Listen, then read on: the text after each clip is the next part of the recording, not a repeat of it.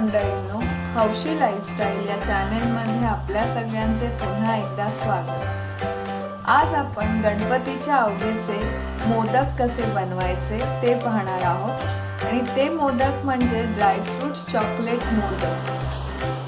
Dry fruits chocolate modak बनवण्यासाठी काय काय साहित्य लागते ते आपण पाहूया। तर इथे मी घेतले आहे 150 ग्राम व्हाईट चॉकलेट कंपाऊंड, 150 ग्राम डार्क चॉकलेट कंपाऊंड। हे मार्केटमध्ये इझिली अवेलेबल असतात, त्यामुळे तुम्हाला लगेच मिळतील। अर्धी वाटी कापून घेतलेले बदाम, अर्धी वाटी कापून घेतलेले पिस्ते, अर्धी वाटी कापून घेतलेले काजू, किसून घेतलेले खोबरे, अर्धी वाटी कंडेन्स्ड मिल्क आणि मोदकाचे साचे जे आपण वापरणार आहोत मोदक करण्यासाठी।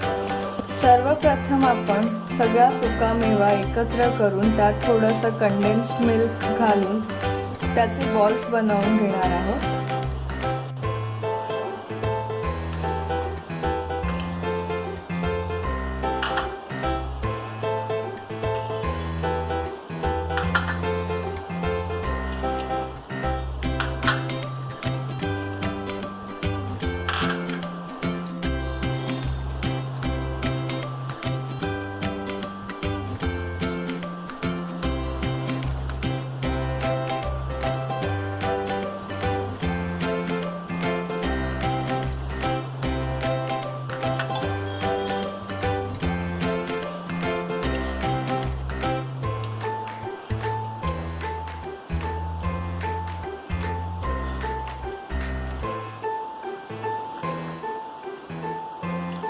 आता हे मिश्रण छान एकजीव झालेलं आहे। आता आपण त्याचे छान असे छोटे छोटे बॉल्स बनवून घेऊया।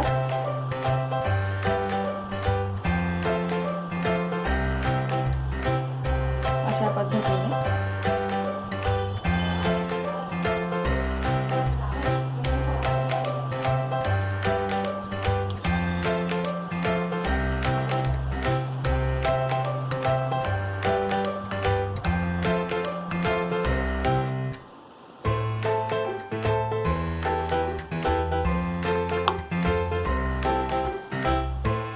तर असे हे लाडू तयार झालेले आहेत। तर यांना आपण बाजूला सेट व्हायला ठेवूया। तोपर्यंत आता आपण पुढची प्रोसेस करूया। आता आपण चॉकलेट कंपाऊंड मेल्ट करून घेणार आहोत। तर त्यासाठी आधी गॅसवर पातेल्यात पाणी उकळत ठेवलंय आणि कंपाऊंड चॉकलेटचे असे तुकडे करून घेतले आहेत। पाणी उकळल्यावर आपण त्याच्यावर एक भांडं ठेवणार आहोत आणि मग चॉकलेट कंपाऊंड तुकडे त्याच्यात घालून वितळून घेणार आहोत। पाण्याला उकळी फुटलेली आहे। आता आपण त्याच्यावर एक भांडं ठेवून चॉकलेट कंपाऊंडचे जे तुकडे केले होते ते टाकून मेल्ट करून घ्यायचं आहे।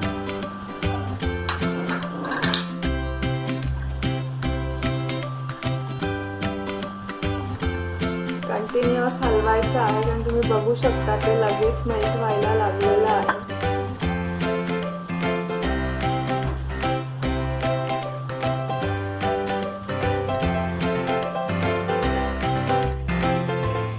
तर अशा पद्धतीने चॉकलेट आपलं मेल्ट झालेलं आहे। तुम्ही बघू शकता या कन्सिस्टन्सीचं मेल्ट करून घेतलेलं आहे। सेम पद्धत वापरून व्हाईट कंपाऊंड चॉकलेट पण मेल्ट करून घेतलंय। ते आता आपण ते साच्यामध्ये भरून घ्यायचं। हे डार्क चॉकलेट टाकून घेते। तुम्हाला हवं ते कॉम्बिनेशन तुम्ही करू शकता।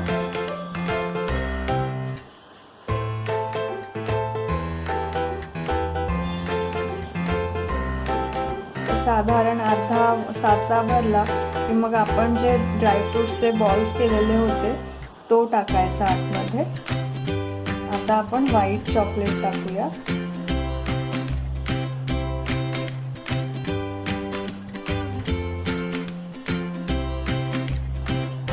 अशा पद्धतीने आता थोडंसं हे टॅप करून घ्यायचं म्हणजे ते सेट होणार व्यवस्थित। असे साचे आपण सगळे भरून झाले की मग फ्रीज मध्ये साधारण 20 ते 30 मिनिटं सेट करून घ्यायचे। तर तर असे हे गणपती प्रिय मोदक सेट होऊन तयार झालेले आहेत. तुम्ही बघू शकता किती छान झालेले आहेत.